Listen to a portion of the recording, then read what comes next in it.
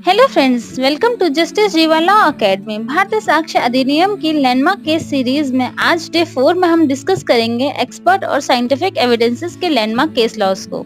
ये case laws बताते हैं कि एक्सपर्ट ओपिनियन कोर्ट में कितना रिलायबल होता है और इसकी क्या लिमिटेशंस हैं। तो चलिए स्टार्ट करते हैं। Case number 16, Murari Lal versus state of MP.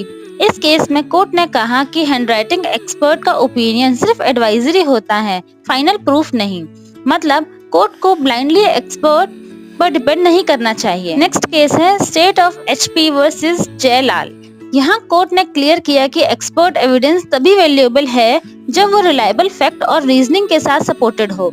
अगर रीजनिंग ही नहीं है तो उसकी कोई वैल्यू नहीं होगी। नेक्स्ट केस है Ramchandra versus state of UP. इस जजमेंट में कहा गया कि हैंडराइटिंग या फिंगरप्रिंट एक्सपर्ट के ओपिनियन को कोरोबोरेशन के बिना एक्सेप्ट नहीं किया जा सकता। मतलब एक्सपर्ट के कहने से ही केस डिसाइड नहीं होगा। नेक्स्ट केस है एसपीएस राठौर वर्सेस सीबीआई। ये केस फॉरेंसिक एविडेंस पर बेस्ड था।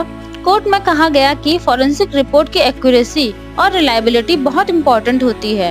इन्वेस्टिगेशन में साइंटिफिक एविडेंसेस काफी स्ट्रॉन्ग रोल प्ले करते हैं। नेक्स्ट केस है स्लेबी वर्सेस स्टेट ऑफ कर्नाटका। ये बहुत ही फेमस केस है जिसमें नार्को एनालिसिस, पॉलीग्राफी और ब्रेन मैपिंग टेस्ट पर बात हुई।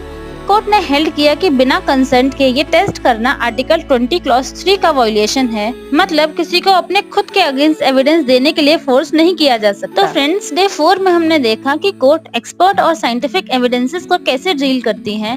ये केसेस बताते हैं कि एक्सपर्ट ओपिनियन जरूरी है पर कंक्लूसिव नहीं। ऐसे ही अदर सब्जेक्ट्स के लैंडमार्क केस सीरीज देखने के लिए आप चैनल को विजिट कर सकते हैं। आज सबसे ज्यादा इंटरेस्टिंग केस आपको कौन सा लगा, कमेंट करके जरूर बताइएगा। और नेक्स्ट पार्ट के लिए stay connected and don't forget to like, share and subscribe to this channel.